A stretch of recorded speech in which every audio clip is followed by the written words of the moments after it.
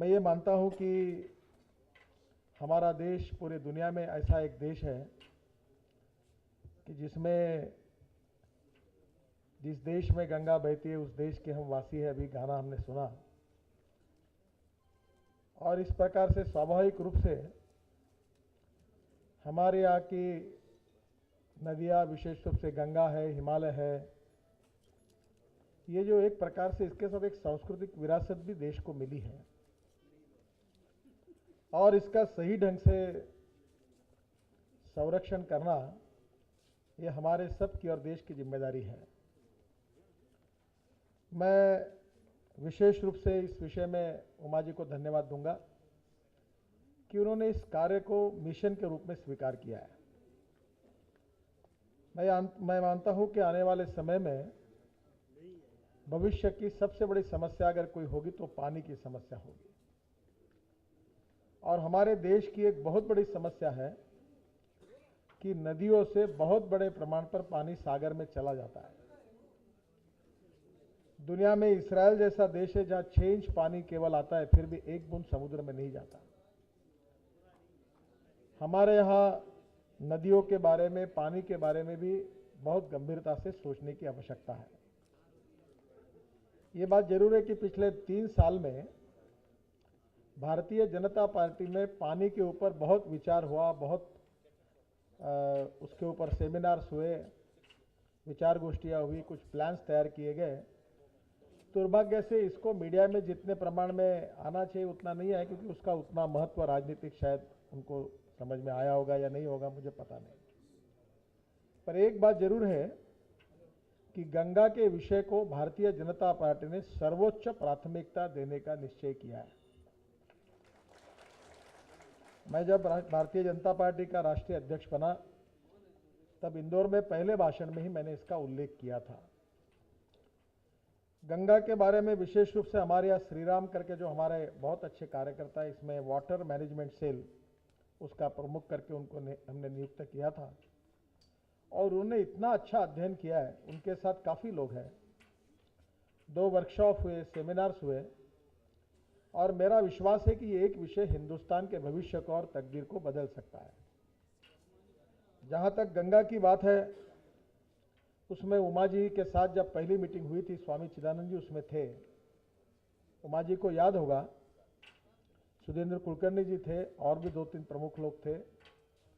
तब मैंने ये विषय खुद होकर रखा कि कुछ विषय राजनीति से ऊपर उठकर उसके बारे में सोचना चाहिए।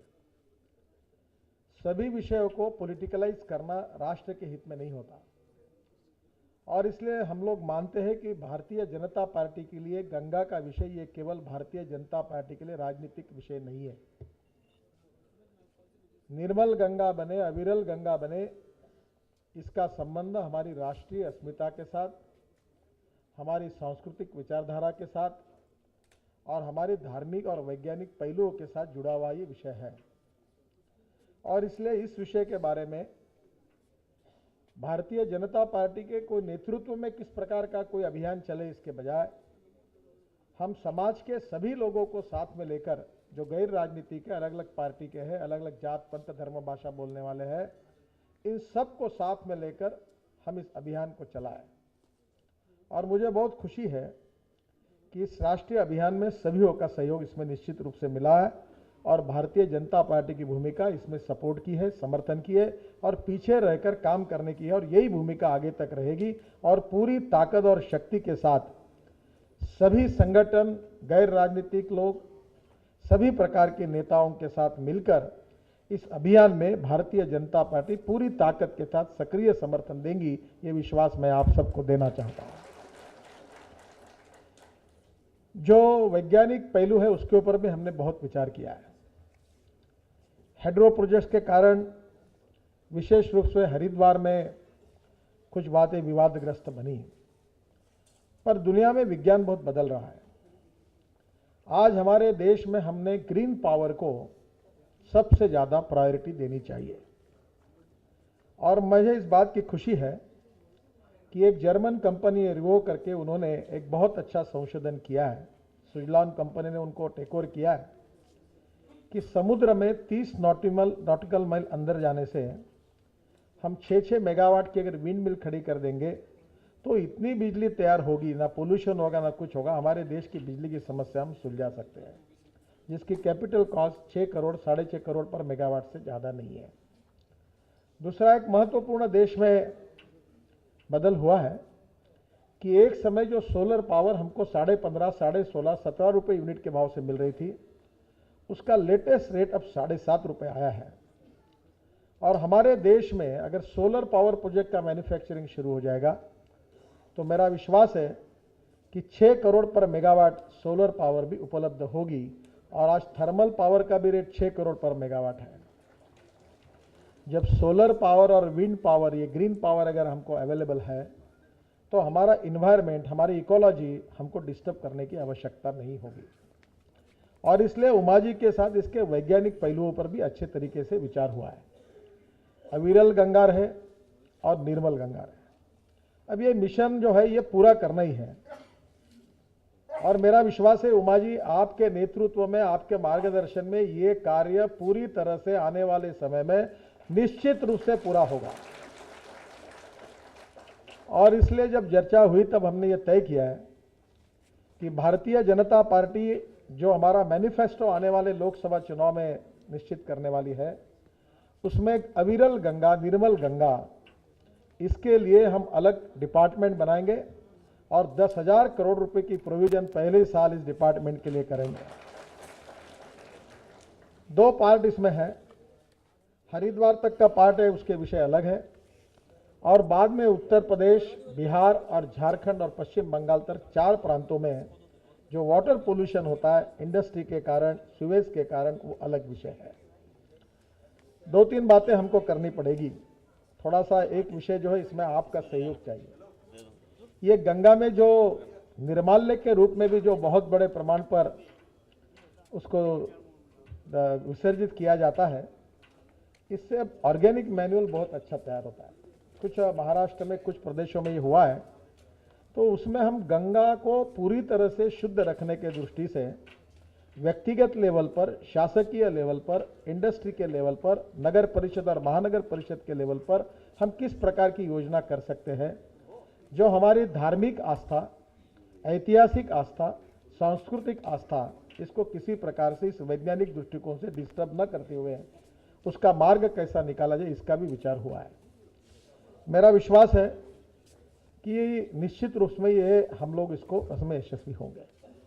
मैं आपको बता देना चाहता हूं कि हमारे वाटर सेल ने बहुत अच्छा काम किया, हमारे कार्यकर्ताओं ने, हमारी सरकारों ने अच्छा काम किया। केवल वाटर इस विषय पर अगर ठीक प्रकार से भारतीय जनता पार्टी का अगर मूल्यांकन किया जाए तो गुजरात में नरेंद्र भाई के नेतृत्व में ये जो नर्मदा का पानी है वो 8 नदियों को मिलाकर कच्छ जैसे जो प्रदेश जहां पानी नहीं था उसको सुजलाम सुफलाम करने का काम हुआ। और मध्य प्रदेश में तो अभी इतना अच्छा कार्य हुआ कि एग्रीकल्चर ग्रोथ रेट 2.4% से बढ़कर 18% तक गया और देश में पहली बार मध्य प्रदेश को कृषि विकास में सबसे ज़्यादा प्रगति करने का पुरस्कार मिला। और ये जो चल रहा था तब हमारे सेल में ही इसका अध्ययन हुआ था और शिवराज जी ने, आदरणीय अडवाणी जी के हाथ से अभी एक अच्छी योजना है जिसका शुभारंभ किया है कि नर्मदा का पानी शिप्रा नदी को जोड़कर मालवा क्षेत्र में 15 लाख हेक्टेयर जमीन पानी के नीचे आएगी, सुजलाम सुफलाम हो जाएगा मालवा। और इस 20,000 करोड़ की योजना का शुभारंभ आदरणीय अडवाणी जी के हाथ से हुआ है। पानी के बारे में इतनी अच्छी अच्छी योजनाएं तैयार की है कि जब ये कर्नाटक और तमिलनाडु का विवाद हो रहा है तो हमारे इस सेल ने, आप भारत का नक्शा जानते हैं कि गोदावरी में 3,000 टीएमसी पानी एक्सेस है, वो कृष्णा में लेना 3 जगह पर और उस कृष्णा का पानी को कावेरी के साथ जोड़ना, अगर ये किया तो ये इतना बड़ा पानी है कि कोई राज्यों में विवाद नहीं रहेंगे। बहुत अच्छे तरीके से राजस्थान की योजना अभी तैयार हुई है और उसी प्रकार से हमारा यह सपना है कि सबसे प्राधान्य से हम गंगा को अविरल बने, निर्मल बनाएंगे और धीरे धीरे उसके बाद हम देश की प्रमुख नदियों को भी निश्चित रूप से करेंगे। मैं जब जब दिल्ली से निकलता हूं तो मुझे बड़ा दुख और दर्द होता है। कभी कभी हेलीकॉप्टर से देखता हूं तो मुझे इस बात में एक शर्म महसूस होती है। मैं, हमारे मेयर मिलती है, नेता में तो मैं कहता हूँ कुछ भी करिए, ये यमुना इतनी गंदी है, इतना गंदगी दिखती है, अच्छा नहीं लगता। ऊपर से देखकर बड़ी अस्वस्थता होती है। उन्होंने कहा कि ये विषय हमारा नहीं है, राज्य सरकार का है। पर मैं निश्चित रूप से दिल्ली की जनता को भी आश्वासित करना चाहूँगा कि आने वाले राज्य के चुनाव के बाद अगर हमारे मैनिफेस्टो में प्राधान्य से विषय रहेगा कि हम यमुना का भी शुद्धिकरण कैसा अच्छा करेंगे। Ethics, economy, ecology and environment, ये देश के लिए बहुत महत्वपूर्ण है और इसलिए ये समग्र गंगा जो अभियान है ये एक मिशन है और इस मिशन को अपने जीवन मिशन के रूप में उमा जी ने स्वीकार किया है। और मैं भारतीय जनता पार्टी का अध्यक्ष होने के नाते मैं उनको प्रार्थना करूंगा कि ये मिशन को पूरी ताकत और शक्ति के साथ आखिरी तक ले जाना है। जैसे आपने कहा कि गंगा के बारे में हमने प्रतिज्ञा दिए, मानवीय श्रृंखला तैयार की है। अब इस संख्या को लाखों के लोगों को जोड़कर अलग अलग राज्यों में सबको इसके साथ जनता को जोड़ना होगा। एक मास अभियान बने और इसके साथ हम लोगों में अलर्टनेस भी निर्माण करें। वैज्ञानिक दृष्टि से प्रोजेक्ट रिपोर्ट तैयार करके हम किस प्रकार से करना चाहते वो भी तैयार करें और निश्चित रूप से हमारी आस्था, हमारी सांस्कृतिक एकता, इतिहास, विरासत, संस्कृति की प्रतीक इस गंगा को हम शुद्ध किए बिना, निर्मल किए बिना, अविरल उसको किए बिना हम स्वस्थ नहीं रहेंगे। तब तक हम पूरी ताकत के साथ, शक्ति के साथ काम करेंगे। ऐसा एक जीवन मिशन के रूप में उन्होंने स्वीकार किया है और मैं उनको विश्वास देना चाहता हूं कि भारतीय जनता पार्टी पूरी ताकत और शक्ति के साथ इस मिशन को उनके नेतृत्व में पूरी तरह से पूरा करके ही रहेगी, ये मेरा विश्वास है। इसमें मैं हमारे देश के तमाम राजनीतिक पार्टियों को, सांसदों को, साधु संतों को, गैर राजनीतिक संस्थाओं को, एनजीओस को आह्वान करता हूं कि उमा जी के नेतृत्व में जो अभियान है इसमें भारतीय जनता पार्टी पीछे रहकर रहेगी। इंडिपेंडेंट, गैर राजनीतिक और सबके सहयोग से ये राष्ट्रीय कार्य पूरा होना चाहिए। किसी एक राजनीतिक पॉलिटिकल पार्टी का एजेंडा नहीं हो सकता, ये हिंदुस्तान का एजेंडा है, हमारे देश का एजेंडा है। और इसलिए इस पूरे अभियान में सभी प्रकार के जात, पंथ, धर्म, भाषा, सभी प्रकार के लोग जुड़ने चाहिए।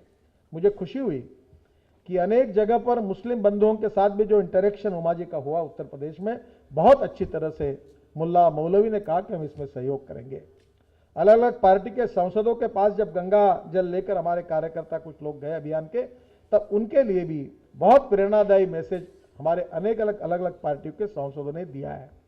हम सब मिलकर, सबका सहयोग लेकर हमारे राष्ट्र की संस्कृति, इतिहास और विरासत की प्रतीक गंगा, जिसको हम लोग एक देवी के रूप में मानते हैं, इसको हम पूरी तरह इस अभियान को यशस्वी करेंगे और उसमें उमा जी के नेतृत्व में उनको सफलता मिलेगी। और आगे ये अभियान जब सत्ता में आएंगी तो भी उमा जी इसी काम को आपको ही पूरा करना है, क्योंकि नसीब में लिखा है कि ये काम आपके हाथ से ही पूरा होगा, निश्चित रूप से पूरा होगा, ऐसा मेरा दृढ़ विश्वास है। मैं फिर से एक बार उमा जी को और उनके सभी सहयोगियों को प्रथम फेज बहुत अच्छा काम आप सबने किया है, आप सबको बहुत बहुत धन्यवाद देता हूं, आपका अभिनंदन करता हूं और मेरा भाषण समाप्त करता हूं।